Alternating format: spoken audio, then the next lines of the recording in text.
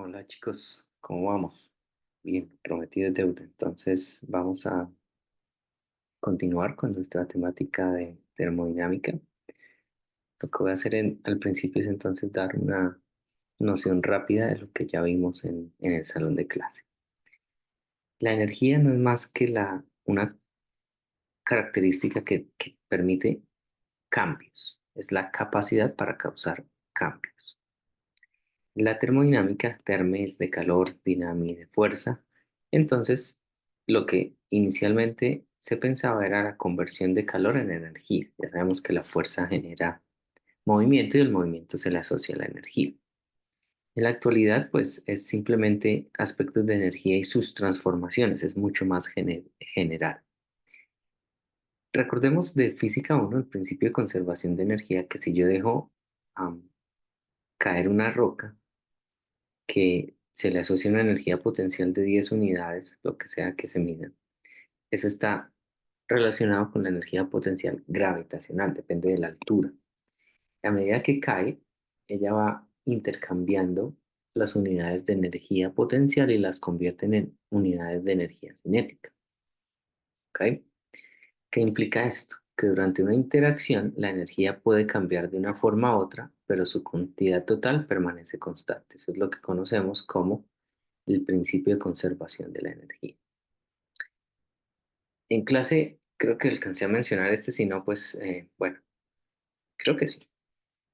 El consumo energético versus el gasto de energía, cuando uno quiere bajar de peso. Si uno se mantiene igual, es decir, lo que consume es igual a lo que quema, pues el peso no va a cambiar.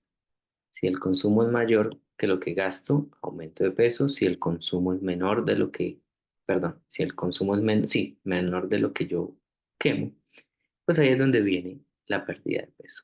Entonces, fíjense que en la vida cotidiana se ve mucho esto de conservación de energía. La primera ley de la termodinámica, una de las formas de enunciar la primera ley es la siguiente. Tenemos que es equivalente a la conservación de energía y sostiene que la energía es una propiedad termodinámica. Entonces, en termodinámica hablamos de energía y de sus transformaciones. La segunda ley, flujo de energía, que es el calor. A esto llamamos calor. El flujo de energía de un cuerpo a otro es lo que llamamos calor. Fluye de una fuente caliente a una fuente fría y no al contrario. Por eso el ejemplo de la taza de café. Si la dejo caliente se va a enfriar después de un tiempo y lo contrario no sucede. Las primeras máquinas de vapor que se utilizaron para generar movimiento a través de cambios de energía, agua hirviendo, fue por allá en Inglaterra en estos años con estos señores, eh, que fueron los que iniciaron con las aplicaciones de termodinámica. Vivimos en un mundo macro, pero el mundo macro está relacionado con el mundo micro a través de promedios, ¿vale? La temperatura y la presión se relaciona con el movimiento y el choque de moléculas entre ellas mismas y las paredes de los contenedores que la sostienen. A esta parte de moléculas le llamamos termodinámica estadística o mecánica estadística y se encargan más las ciencias básicas, van bien a fondo. Nosotros vamos a tocarla también, ¿vale? No es que no la vamos a tocar, sí la vamos a tocar los principios fundamentales. Por el lado de acá, en el mundo macro, tenemos lo que se llama termodinámica clásica. Esto es más apropiado para las ingenierías porque tiene una aplicación más directa. Pero yo no puedo aplicar algo que no entiendo. Entonces, por eso estas dos son importantes. ¿En qué áreas de aplicación podemos tener la termodinámica? Todo. Todo lo que tenga energía, todo tiene termodinámica. Cuerpo humano, bombeo de sangre, confort, qué ropa me pongo para el clima, estufa eléctrica, TV, todos los dispositivos electrónicos, motores de auto, cohetes, plantas de energía, celdas solares, todo eso. Hogares eficientes tienen que reducir el calor en invierno y ganancia de calor en verano. Esto es para que no salga, ¿no? Reducción de lo que sale. Eso es lo que es. Ventiladores en el computador es bastante interesante. Entonces, cuando ya están muy viejitos o estamos corriendo algo muy pesado, que toma mucha memoria, pues el ventilador se enciende, o el de los PlayStation, o si tienes Xbox también, ellos se recalientan y entonces necesitan ese ventilador para poder funcionar adecuadamente. Esto no lo mencioné en clase porque,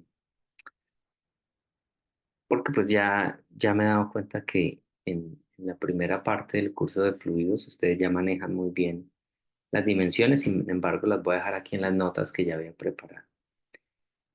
Fundamentales, secundarias, sistemas de unidades, cómo pasar de un sistema a otro, algunos prefijos. Un ejemplo, si quieren revisen eso. Am, Cuando yo hablo de cosas específicas, por ejemplo, el peso específico, en este caso significa peso sobre volumen, que es lo mismo que densidad por gravedad, que ya lo vimos en los fluidos, ¿vale? Aquí unos ejemplos de análisis dimensional, ¿vale? Por ejemplo, las dimensiones de trabajo son dimensiones de fuerza y por distancia, eso es lo que llamamos Joule, y esta cantidad la vamos a utilizar en termodinámica, porque el trabajo es la misma energía. Bueno, aquí luego pasábamos a esto. Definir sistema. Si tengo un sistema, es lo que yo estoy estudiando, está separado de los alrededores a través de la frontera. Si quiero un sistema cerrado, se llama masa de control y no puede cambiar la masa. Siguen siendo los mismos 2 kilogramos en este caso. Estoy calentando y el émbolo se mueve, es decir, puede cambiar el volumen, pero no la cantidad de materia que hay. Sistema aislado sería sistema cerrado y sin flujo de energía, es decir, le pongo un aislante acá, un icopor, alguna cosa, que no permita el traspaso de energía en ninguna dirección, ni del sistema al entorno, ni del entorno al sistema. Y un sistema abierto es cualquier cosa, ¿no? Puede cambiar todo. A veces estos se relacionan más como un volumen. Pues si tengo una tubería, pues digo que este es mi sistema. Fíjense que tengo dos fronteras fijas y estas que son imaginarias, físicas e imaginarias.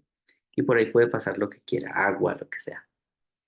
Y eso sería entonces un sistema abierto. Puede cambiar la masa y siempre hay transferencia de energía. Lo mismo aquí dentro de una caldera. am, en este caso sería una frontera móvil. Ese es el dispositivo de calentar el agua en la ducha. Bueno, este es el que es. Este es un émbolo que puede cambiar el volumen. Este no cambia el volumen, este sí cambia.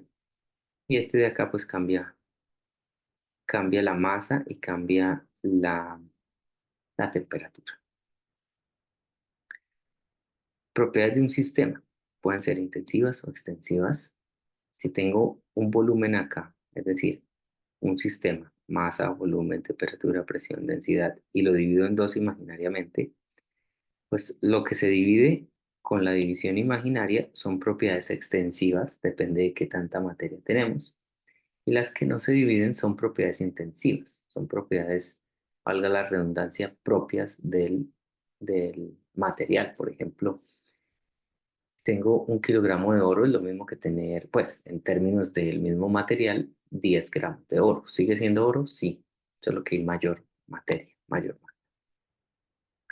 Los sentidos fisiológicos nos dan una idea de lo que es la temperatura, caliente versus frío, pero no hay cuantificación. Yo solo puedo poner el codo en el agua de la tina del bebé y decir, está apta, está tibia, está muy fría, está muy caliente, pero no hay cuantificación.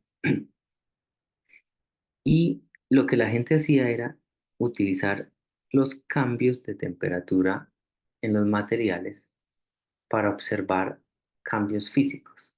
Cambian de color, de volumen, de presión, resistencia eléctrica también cambia con la temperatura, el color de un objeto. Y ellos se inventaron unos termómetros alrededor de esto, más que nada con el volumen de un líquido y la presión de un gas. Eso lo vamos a mirar ahorita un poquito en detalle. Antes de avanzar, debemos hablar del equilibrio térmico, que es la misma ley cero de la termodinámica.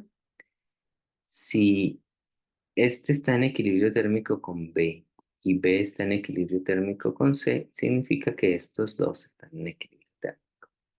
Y el equilibrio térmico es entonces, si yo tengo algo caliente y algo frío, pues los pongo en contacto ¿qué dijimos que aparecía? Un flujo de calor, desde la fuente caliente hasta la fuente fría. Ese momento en el que hay flujo es un momento de no equilibrio, pero cuando ya deja de haber flujo de energía y ya se para ese flujo, ahí ya es equilibrio térmico. Esa es la condición. Bien, entonces eso es en cuanto a la primera parte. Sigamos entonces acá. Los termómetros son dispositivos que sirven para cuantificar o para medir la temperatura de un sistema. Hay varios: mercurio, alcohol, de gas. En estos dos casos se expande el volumen y tengo la división entre los grados centígrados, Fahrenheit, lo que sea. Y el de gas es una variación de presión, como la olla express, ¿no? Con la temperatura agarra más presión o menos presión. Desde ahí se agarran, hacen un diccionario entre la presión y la temperatura. Lo mismo acá, hacen un diccionario entre la altura del líquido y la temperatura. Hay varias escalas: Celsius, Fahrenheit, Kelvin y Rankine. Aquí doy el año en el que empezaron a usarse. Fíjense que se define siempre con lo mismo: punto de congelación, punto de ebullición y cero absoluto. Para Fahrenheit, congelación, ebullición, cero absoluto. Kelvin, congelación, ebullición y el cero absoluto. Rankine, congelación, ebullición y cero absoluto. Como en cualquier cosa de unidades, yo tengo unas reglas de cambio de unidades. Si quiero convertir Celsius a Fahrenheit, utilizo esta ecuación. Si quiero convertir Celsius a Kelvin, utilizo esta ecuación. Y si quiero convertir Kelvin a Rankine, utilizo esta ecuación. Pues, entre estas tres ecuaciones ya puedo ir yo en cualquier dirección. Fíjense, esto lo veíamos en clase. Les decía que cuando yo considero cambios de temperatura, am, estos dos son iguales, pero Fahrenheit y Rankine no son iguales. Entonces, en todos los parámetros que nosotros utilicemos, la idea es siempre utilizar la escala Kelvin, que es la escala absoluta. Pero en algunos casos, cuando les mencionaba que cuando la ecuación tiene cambios de temperatura, no importa si yo lo tomo en Kelvin o en Celsius, es lo mismo, ¿vale? Es como decir, ¿cuánto hay de 0 a 200? 200. ¿Cuánto hay de 1000 a 1200? 200 también, porque lo único que separa Celsius de la escala absoluta es una constante. Entonces eso no hace mucho en términos de cambios. Ahora, cuando la fórmula matemática es solo la temperatura en un punto dado, necesariamente tiene que ir en Kelvin, ¿vale? Un ejemplito aquí de conversión de unidades en temperaturas: 50 Fahrenheit a Celsius, Kelvin y Rankine. Simplemente utilizamos las ecuaciones y encontramos que 50 Fahrenheit son 10 Celsius, pero también son 283 Kelvin y también son 509 Rankine, ¿vale? Eso no tiene mucho pierde. Ahora sí empecemos a ver lo que es aplicación directa de lo que es la termodinámica en términos de efectos físicos que hay en los materiales. Lo primero es que los materiales se expanden con la temperatura, ¿ok? Tomen el caso de que les mencionaba de los puentes que se hacen. Si yo dejara esto, placa aquí de concreto, y esta placa de concreto sin esta parte metálica, eh, el concreto empezaría a elevarse y se dañaría. Así, si se fijan, en la carretera pasa mucho eso. Cuando ellos construían esto dejaban este espacio acá para que cuando el concreto se expandiera y además el metal también se expandiera, este am, estilo de sierra, pues permitía que se expandiera, digamos, hasta acá, sin que fuera a romperse nada del material en concreto. Lo mismo en algunas construcciones dejan algunos espacios para que cuando esto se expanda, pues pueda, pueda tener esa luz que llaman, para que no vaya a dañar nada de estas cosas. ¿Cuáles son las reglas? Lo que sucede es que la expansión, es decir, lo que se expande el metal es proporcional a la longitud inicial y proporcional al cambio de temperatura. Claro, no es lo mismo expandir 1 metro que expandir 10 metros. No es lo mismo expandir entre una diferencia de temperatura de 5 Celsius a una diferencia de 100 Celsius. Tenía que ser proporcional. La constante de proporcionalidad es lo que llamamos el coeficiente de dilatación lineal. Ese se llama así. ¿Qué es esto que está acá? Es un promedio porque en general depende de en qué rango de temperatura estés y se puede considerar constante para rangos entre 20 y, qué sé yo, 150 Celsius. No recuerdo bien ese número. Si abro esto, me queda L final menos L inicial, es esto, ¿vale? Este es delta T, en donde describo exactamente qué significa cada cosa. Algo interesante es esto. Una cavidad en un trozo de material se expande en la misma forma como si estuviera llena con el material. Mírenlo acá. Si esto es un aro y yo le pongo calor, él se va a expandir, pero se va a expandir todo. Se expande en esta dirección y el radio A también se expande. ¿Sí ven? A más delta A y B más delta B. Eso es algo que no es intuitivo, pero es interesante, ¿no? Es como si esto estuviera lleno, igual se va a expandir, va a quedar más grandecito. Chévere, ¿no? El hueco también se agranda. Piensen eso en hacer un zoom, ¿no? Miren esto acá. Aquí está este tamaño, pero si yo llego y lo expando, todo se agranda, incluido este radio A. Eso es lo que uno tiene que pensar. Y lo que sucede es que, así como hay un coeficiente de expansión lineal, también hay un coeficiente de expansión volumétrica en cualquier dimensión, tantas dimensiones como tenga. Si es línea, se llama alfa. Si es área, se llama sigma. Y si es volumen, se llama beta. ¿Vale? Esa es como la idea. Y tenemos varios coeficientes para varios materiales. Diferentes materiales significan diferentes coeficientes. En este caso sería de gases, líquidos, que tenga un coeficiente volumétrico, porque no tiene sentido tener 1 metro de alcohol, ¿cierto? No tiene sentido. Necesariamente es volumen. Bien, miremos entonces cómo es una relación entre beta y alfa. Alfa es para una dimensión, beta es para 3 dimensiones. Entonces tengo el cubo, tengo este cubo, longitud L, ancho W, altura H. Yo sé que cada uno de estos se expanden con el alfa. Entonces miremos cómo se expande el total, el volumen total. ¿Será alfa al cubo? ¿Mm? Sería lo intuitivo, ¿no? Pero no. Entonces miremos. El volumen inicial se aumenta en un delta V. Este sería el volumen inicial. Y voy a decir que alfa t es muy pequeño. Es decir, la expansión no es tan grande. Entonces, si hago que este es el volumen expandido, pues el nuevo volumen es L más delta L, W más delta W y H más delta H. Cada una es lineal.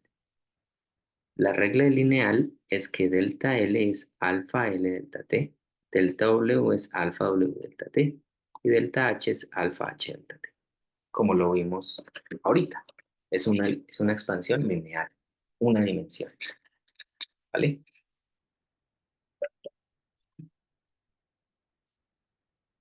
Ok, factorizo cada caso. Siempre me queda L, W por H y el factor 1 más alfa delta T al cubo. Como alfa delta T es pequeño,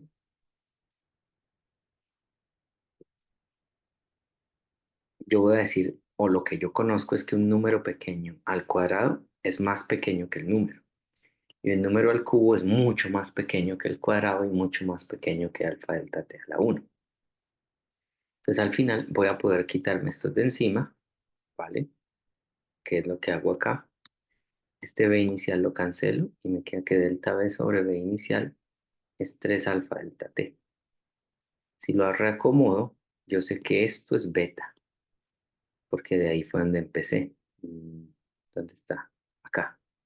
Delta B es beta B inicial delta T.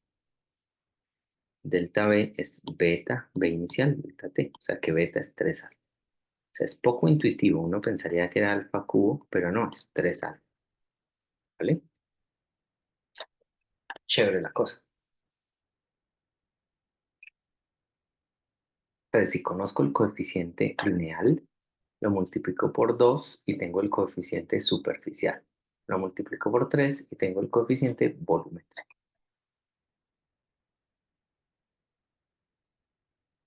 Miremos este.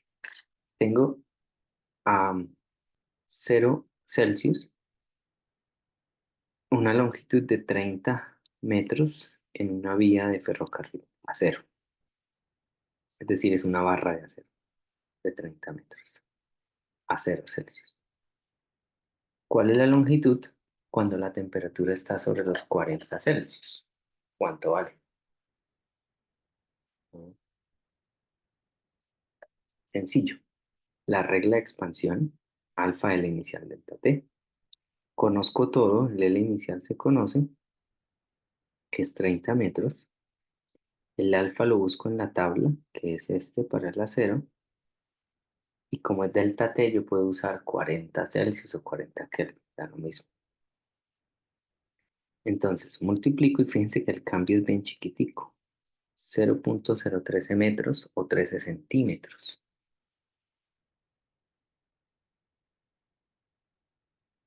No, no es tan complicado. No es tan complicado. Ahí ustedes van mirando algunos ejercicios que les dejé. Algo que no mencioné en clase, entonces desde aquí ya empieza lo más nuevo. Es algo conocido como el esfuerzo de tensión, que es como una presión, si se fijan. Es un nombre diferente a la presión, fuerza por unidad de área. Y relaciona el L inicial con el nuevo, con el cambio en el L inicial, es decir, la expansión. Y es proporcional al módulo de Young. Sé que ustedes han visto esto. Ese módulo de Young es, por ejemplo, el responsable de que cuando yo agarre un pedazo de pasta y lo quiera estirar, se rompa la pasta, todas esas cosas. Está muy relacionado con la fragilidad. Entonces, si lo estiro, ¿se va a romper? Sí, no, debido a una fuerza por unidad de área. Si los extremos se mantienen a 0 Celsius, ¿qué pasa con nuestro ejemplo? Esto es una constante que también se encuentra en los libros, para este caso la pongo acá. Lo saqué de una tabla, el del acero, y entonces la presión que siente el objeto es esta. 8,7 por 10 a la 7 newton sobre metro cuadrado. Es grandísimo, grande esa presión. ¿Ok? Bien. Entonces, si tenemos módulo de Young, lo vamos a asociar con la presión. Algo de presión. Bien. Porque fíjense que las unidades también son de presión. Es decir, es qué tanta fuerza aguanta por unidad de área. Miremos esto, esta aplicación interesante. Bueno, esto ya no se usa casi, ¿no? Los circuitos electrónicos ahora vienen más aislados, pero en los antiguos. Supongamos que yo tenía por aquí un tornillo de acero y por aquí un tornillo de latón y estaban separados esta distancia. Me ponía a jugar mucho no en el Play, sino en el Polystation, que tuve de esos, era la versión hackeada de PlayStation, y se empieza a calentar. Estas son las longitudes iniciales, y yo quiero saber a qué temperatura va a haber un cortocircuito, porque si se tocan en un cortocircuito. Entonces miremos, la longitud que tienen que moverse los dos es de 5 micras, 5 micrómetros, o sea, 5 por 10 a la 6. Y eso está en 27 Celsius. Esa es la separación a 27 Celsius. Y la pregunta es, ¿en qué temperatura voy a tener el corto? Y hago obviamente una suposición de que estas paredes no se expanden ni nada de eso, aguantan. Es decir, me voy a enfocar solamente en la expansión de los tornillos, uno de acero y otro de latón, ¿vale? Para cumplir la condición de que se toquen, pues los 5 micrómetros tienen que hacerlo el cambio del acero y el cambio en la longitud del latón. Puede que uno se expanda 1 micrómetro y el otro se expanda 4 micrómetros. Puede que uno se expanda 2 y 3 o 3 y 2 o 4 y 1. No me importa. Yo lo que quiero es que la suma sea la distancia que los separa, 5 micrómetros. Pero yo conozco este, alfa, L inicial del acero, delta T. Alfa latón, L inicial del latón, delta T. El delta T es el mismo, porque ellos empiezan a 20 o 27 grados, y la temperatura final es mi variable. Entonces, factorizo este, me queda esto acá, y esos no son más que números, porque esto lo saco de una tabla y el L inicial no lo da el problema, 0.010 y 0.03. Es literalmente despejar T final. Fíjense que lo que está chuleado todo lo conozco. Reemplazo. Revisen por favor esos reemplazos. Y me queda que el T final es 34 Celsius. ¿Vale? Bien.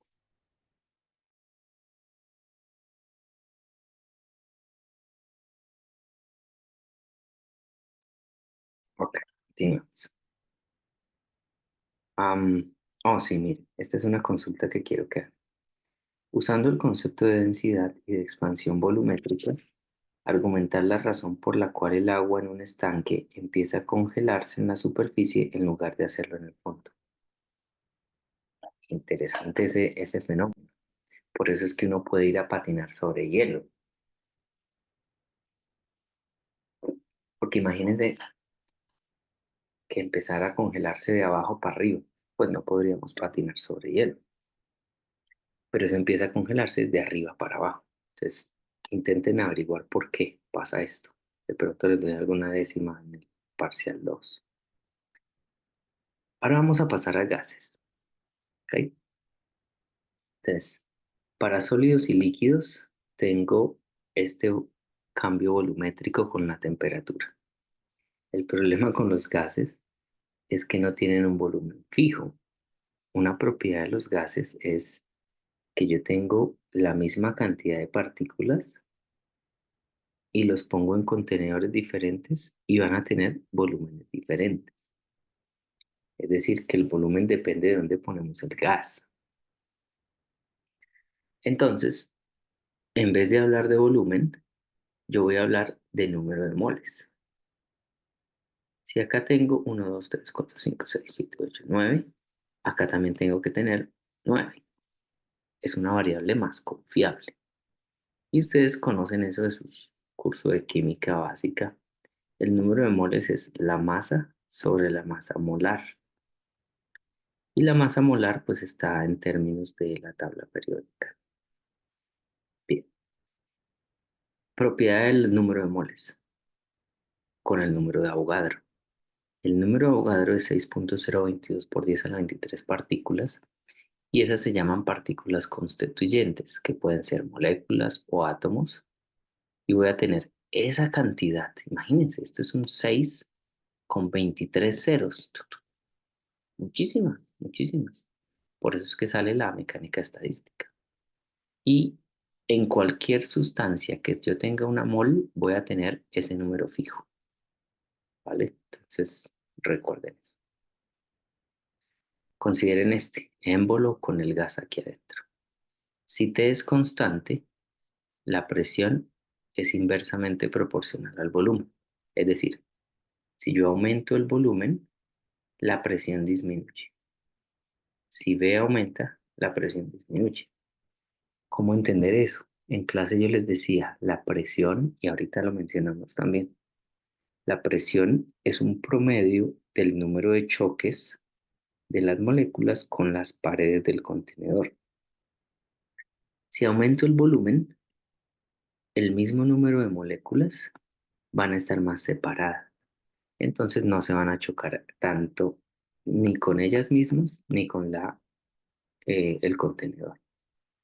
Si P es constante, volumen es proporcional a la temperatura. A mayor volumen, mayor temperatura, con la misma presión. Póngase a pensar otra vez. Si yo quiero la misma presión con un volumen más grande, lo que implica es que el número de choques aquí en el volumen pequeño y aquí debe ser el mismo en promedio. Como aquí están más espaciosos, la única forma de tener más choques es que esto se mueva más rápido. Y si se mueve más rápido, quiere decir que la temperatura aumenta. A eso le llamamos ley de Charles. Si el volumen es constante, la presión es proporcional a la temperatura. Esto es la olla express, la olla a presión. Mayor temperatura, mayor presión. Y se llama ley de Gay-Lussac. Entonces tengo unas variables que son presión, volumen, temperatura y número de moles. Y yo quiero usar esto para describir mi sistema. Acuérdense en física uno que teníamos. Yo tenía, por ejemplo, un carrito que se movía en una línea. ¿Cómo caracterizaba yo ese movimiento? A, usando X, B, aceleración, fuerza, etcétera. Y yo tenía una ecuación, ¿listo? La más general, velocidad inicial por tiempo más un medio de aceleración por el tiempo al cuadrado. Esta ecuación me define el sistema, me lo caracteriza. Mis variables eran estas. Ahora tengo otras variables, P, B, T, N. Entonces, yo quiero una ecuación con esas variables que me defina a mi sistema. A eso se le conoce como una ecuación de estado. Entonces, yo voy a tener que la ecuación de estado es una función de mis variables termodinámicas, que en general es bien complicada, pero hay un caso particular en el que la densidad es baja, y si la densidad es baja, eso se llama gases ideales. Para los gases ideales está esta famosa ecuación. Patos volando igual al número de ratones trotando, o profesores vagos no revisan tarea, como quieran llamarla. Y aquí aparece una constante. La constante se llama constante de gases ideales. Su valor es este, ¿vale? Me da la misma información que estas leyes. P y B son inversas, P y T son proporcionales, V y T son proporcionales. Tengo exactamente lo mismo. Y la constante de proporcionalidad es el R. Y obviamente me va a depender del número de moles que yo tenga. Por eso esa N aparece. Bien, un ejemplo. Una lata de aerosol a presión atmosférica con este volumen a 22 Celsius se lanza en el fuego abierto a una temperatura de 195 Celsius. Si yo digo que el delta V no cambia, es decir, es volumen constante, ¿qué valor tiene la presión final? Es simplemente reemplazar. Miremos. PV es nRT. Como no cambia el número de moles, es decir, mi sistema es cerrado porque tengo la misma masa y además tiene el mismo volumen, la masa se relaciona con N y el volumen está por acá. Entonces miremos. Yo pude haber puesto este volumen acá y decir que también era constante, pero pues lo hago un paso adicional. PV sobre T es constante. B inicial sobre T inicial es B final sobre T final. El B inicial es el mismo B final. Entonces me queda Despejando el P final, paso el T final al otro lado. Me queda P final, T final sobre T inicial por P inicial. Y acá este es un buen ejemplo de lo que les decía. Si la ecuación solamente tiene temperatura, que no es cambio, sino temperatura, yo tengo que usar la temperatura en Kelvin. 195 es lo mismo que 468, porque es 195 más 273. Eso es 468. Y la temperatura inicial era 22. Entonces 22 más 273 es 295. Y la presión era 202 kilopascales. Pues al hacer eso me da que la presión final va a ser mayor como debe ser. Recuerden, si el volumen es constante y aumento la temperatura, la presión debe aumentar porque es proporcional. Es la olla express. Listo. Entonces les voy a añadir unos problemitas para que vayamos haciendo para esta parte. ¿Vale?